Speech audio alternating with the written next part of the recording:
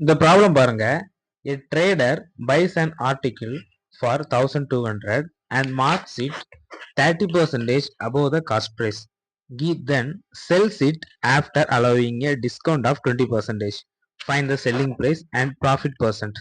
ஒரு வியாபாரி ஒரு பொருளை 1200க்கு வாங்கினார். பின்பு அதன் அடக்க விலைக்கு மேல் 30% உயர்த்தி குறித்த விலை ஆக்கினார். இதற்கு 20% தள்ளுபடி கொடுத்து விற்றார் எனில் விற்பனை விலை மற்றும் லாப சதவீதம் காண்க அப்படின்னு கேட்டிருக்காங்க. இது பாருங்க, ஒரு வியாபாரி இருக்காரு.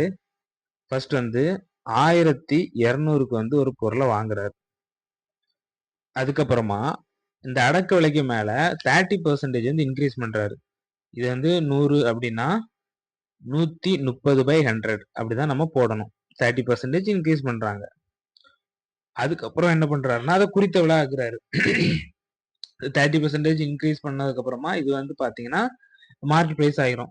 இதுக்கப்புறம் 20% தள்ளுபடி கொடுக்குறாரு. அப்போ இன்டு 80/100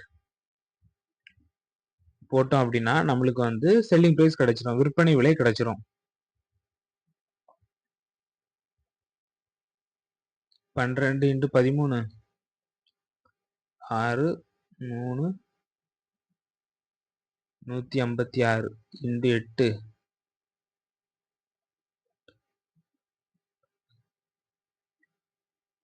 12 48 1248 அப்படிங்கிறது பாத்தீங்கன்னா செல்லிங் பிரைஸ்.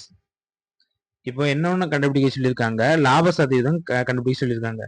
காஸ்ட் பிரைஸ் பாத்தீங்கன்னா 1200. அப்ப 1248 செல்லிங் பிரைஸா, 1248 மைனஸ் 1200 48 கிடைக்கும். Divided by cost price 1200 into 100. 12 12 44 48. So 4% லாபம். 1248 செல்லிங் பிரைஸ், 4% லாபம். ஆப்ஷன் சில கொடுத்துருக்காங்க. அவ்வளவுதான்.